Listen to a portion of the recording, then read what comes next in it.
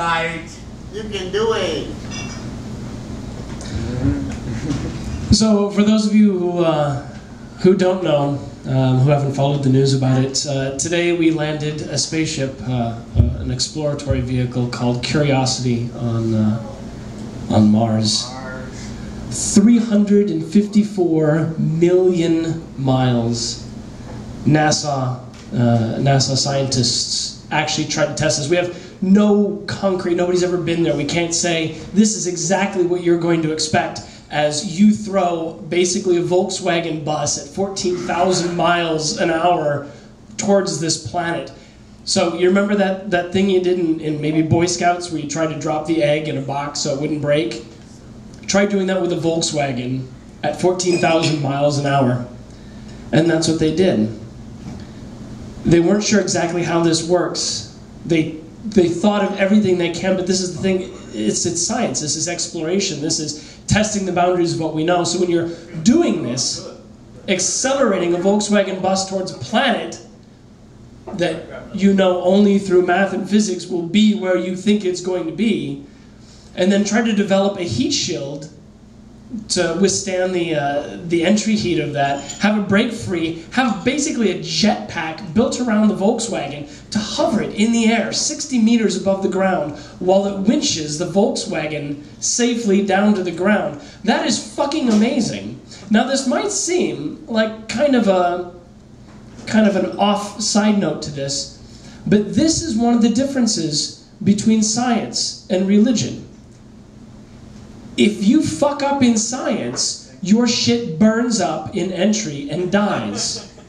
We've lost 34 vehicles, no, 34 vehicles, spaceships, millions and billions of dollars thrown at this planet from all the different nations of Earth. 34 of these missions have ended in failure, and 16 in success.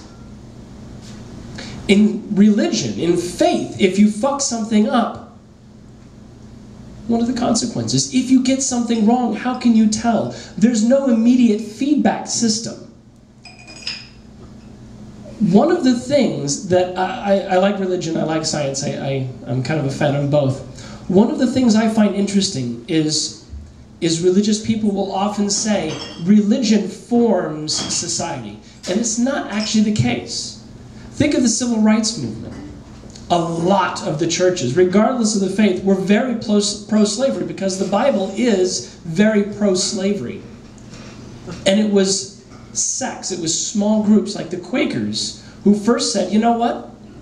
This is wrong. We don't care what the book says exactly. We think this is in violation of the Spirit. And they changed society out from underneath religion, and it took religion a good bit of time to catch up. Now, I know probably everybody here has Facebook, and you see your friends post these things. You see your friends post comments about maybe the whole idea, the Chick-fil-A debate, the whole gay marriage amendment. When you are discussing these things, it's very, very frequent to see agnostics, atheists, or liberal Christians going out and saying, if you think homosexuality is bad because of the Bible, then you should also not shave your beard, or not wear mixed clothing, or stone your daughter, sell your daughters into slavery, or stone disobedient children. But these are all Old Testament things that make no impact at all on fundamentalist Christians, because the Old Testament was all wiped away. But that doesn't mean there aren't good arguments. One of the arguments they put forward is if we allow gays to marry, then we are undermining society. The Bible says this is an abomination, this is a sin, and we cannot put up with it. I would also like to point out that the Bible says that there is only one God, and we allow Hindus to live amongst us. It hasn't destroyed us. We haven't been crippled as a nation since we let the first Hindu live on our hallowed shores. One of the big fears that has been around since Christianity was founded, since Zoroastrianism was founded, since Hinduism was founded, since the first guy says, this is what God says, is the idea that if everybody does not comply with one person's view, society the whole nation will suffer for it.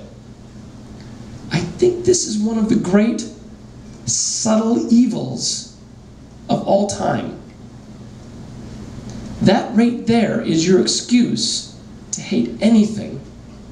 Anything that isn't you is to say, well, I wouldn't mind if they did it, but they're part of our nation. And if we allow it to go on, then we are condoning sin. And if we condone sin, then God will punish all of us. This isn't just me up on stage. This is Pat Robertson saying 9/11 happened because of feminists, because of liberals, because of our openness. This is how some people believe, and it's these keys that are part of their brains. But they don't work all the way. If you need to talk to somebody like this, try not to throw old arguments about Old Testament things that don't make any difference. Talk about divorce. Talk about 1 Timothy that says women should not teach because they're gullible. They shouldn't wear fancy clothes or pearls or costumes or make up their hair. They shouldn't speak in church, but ask their husbands quietly at home because they can't be trusted. These are all New Testament things. There's logic in the faith, and there's faith in the faith, but they don't work together very well.